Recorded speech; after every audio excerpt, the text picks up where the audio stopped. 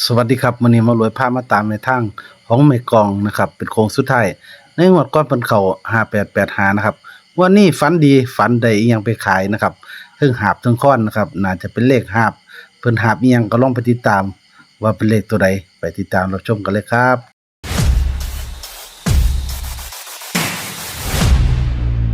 สวัสดีครับแม่กองครับ สวัสดีค่ะ มื้อนี้มารวยกับแม่ตุ้ยเนาะ ค่ะ มาตามแนวทางของแม่กองสีเด้อนะครับในงวดก่อนแม่กองเพิ่นนั่นฝันเนี้ยครับบ่แดงเด้อครับบ่แดงหลายเลยพากันตีอายุยายนำออกอายุยายนี่เนาะ85 58เนาะถือว่ายายเราฝันแม่นเนาะก่อนหน้านั้นเราก็ว่าเขียนรางวัลที่1ตัวเดียวซั่นแล้วว่าแต่ว่าเป็นตำแหน่งหลักร้อยเลยจังได๋ โอ้ยมันผิดตัวเดียวอีหลีแหละงวดมันหัน6ตัว ถ้าบ่ได้เป็นไทยเนาะบางคนก็สิว่าไกลเยอะบ่แม่นแล้วก็เรียนตัวเลขเนาะบ่ได้บอกเรื่องจำนวนเนาะเงินก่อนเราก็8558เนาะวันนี้มาตามต่อโค้งสุดท้ายยินแม่ว่าฝันดีฮักอยู่ตีเอาได้เด้อพี่น้องเนาะเพิ่นฝันดีฮักม่วนเนี่ย บางหลายกับฟันคิว2เที่ยแล้วมันยังซื้อเที่ยหน่อย เจ้ มันถึง2เที่ยแล้ว ใช่บ้างมันน่ะเอาฝันยายก่อนต้องค่อยเว้าเรื่องฝันลูกไส้ ฮะ เอาฝันยายก่อนยายฝันว่าจังได๋ เฮาก็ยังเว้าแล้ว เอาใหม่ให้ใหม่ได้บาดนี้ว่าฟังฟังอยู่มันฟังเว้าก่อน ท่านทาย ก็ฝันว่าได้หาบเข้าไปขายให้พ่อใหญ่ตา2ถุงปุ๋ยไปขายเพิ่นเลยถามมาถุงเท่าไหร่64 บาทแล้วว่าซั่น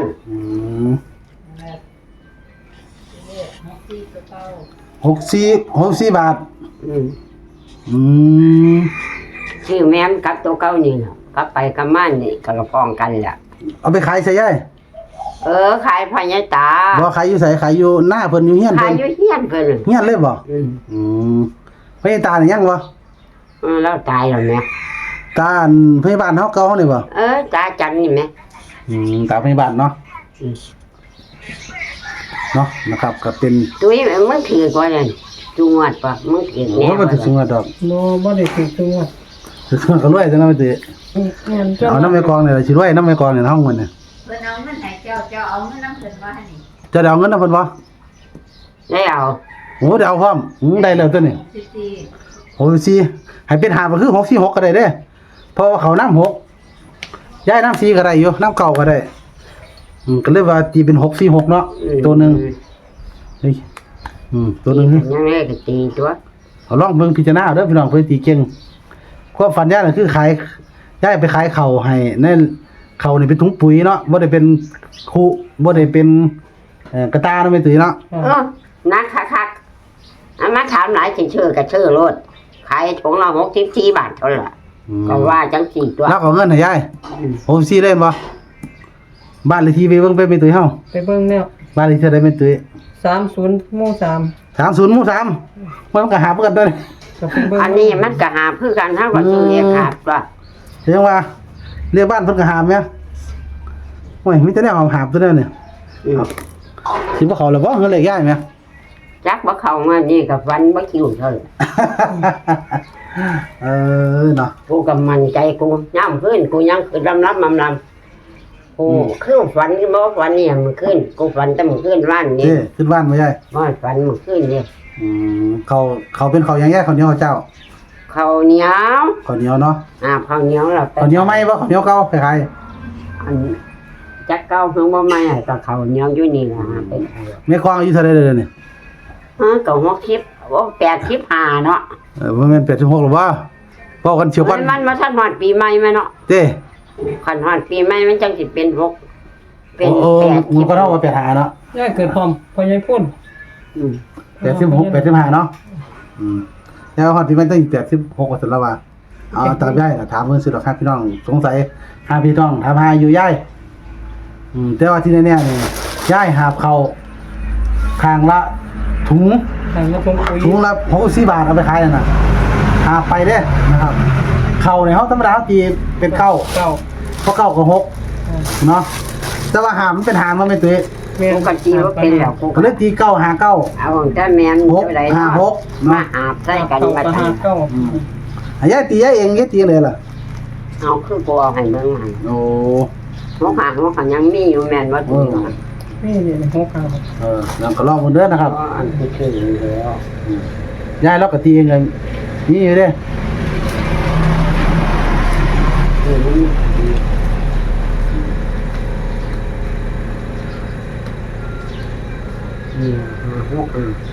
โอ้หาหกหามีเหรอ นี่อยู่คือกัน โอ้ยทีหาหกหาถ้าทีหกหาหก หกเก้าหก นี่คือคล้ายกันหก ส่วนเลขบ้านเนี่ยเพิ่น303บ้านเลขที่30หมู่3ราคา64 บาทก็เลยเฮ็ดให้เลยเป็น646ก็ได้คือเอาก็ตามนี้เด้อนะสำหรับความฝันแม่กองเด้อนะครับพี่น้องผู้ใดตีเก่งลองตีซอยมารวยแน่ตีซอยนี่เด้อนะครับไอ้โชคประมาณนั้นแม่กอง บอกว่าเนี่ยว่ามีเงินพร้อม นะครับย้ายฟันในหาบเขาเด้อนะครับตี959 659นะครับส่วนบ้านเลขที่สิไปขายเขาขายพญาตาเนาะบ้านเลขที่30หมู่3ก็เป็นหาบคือกันในราคาสอบละ64 บาทนะครับส่วน ผู้ชื่อก็ตายแล้ว 64ก็เลยเพิ่ม6อีกตัวนึงเลยเป็นหาบเลย64 6ความเลย เอาตัวฟังเลยสิ เอ้าพวกเขาเลยเจ้ะนี่ ลูกเก้าเลย ตัวเก่าเจ้าคุณยังเขียนไว้646อยู่ โอ้ยอยากให้เขียนกัน เอ้าแม่นเก่ากับเก่าแล้วเฮา ชื่ออะไรแม่646ไหม พอดีตรงกันตัวนี้ ได้กับซื้อตัวนี้นะ เอาโอ้ ยังว่าสิซื้อเลขตัวเก่า เอาตรงกับย่ายพอดีเนาะลองมาเด้อนะครับ ดันไม่ได้เลย ลองมาเด้อพ่อน้องผู้ใดมักน้ำ เนี่ยว่าเลข นกกลางเด้อนะครับลองเบิ่ง 4 6 5มงคลเด็กตัวอื่น นั่น เด้ เห็นบ่ โอ้แม่ค้าลอตเตอรี่ก็ว่าขายดีอยู่6465เนาะวันนี้เนาะแต่ว่าที่เนี่ยลองตีซะกันโลดราคาเผานี่ล่ะแต่บ่เรียกบ้านเพิ่นก็เป็นหาเผานี่ล่ะ เกิดมาบ่เคยฝันเลย บ่เคยฝันเลยเด้อยาย บ่เลย อืม เกิดมาบ่เคยฝันว่าได้ แม่ดวงกันแล้วแม่ดวงแม่กวางกันแล้วขึ้นดีช่วงนึงเดี๋ยวแล้วเขาดีช่วงนึง ตอนนี้เขามันดีเลยเนี่ย เขาก็ดีแล้ว เขา เงินก็ได้แม่นเอาฮอดพร้อมนะ ตอนนี้เขาก็ปฏิวัติเรียกเขาเรียกนะ เปิดมาแล้วเฮาอีกจานหนึงเฮาต่อเลยเฮาจานปูเพราะว่าวันนี้แม่เราไป ๆเจ้าแม่มาแล้ว ของแท้มาแล้วนะครับเป็นฟันแม่นเด้อเนี่ย แม่ตะเคียน แม่ปูแล้วก็ฟันแม่นเด้อนะครับ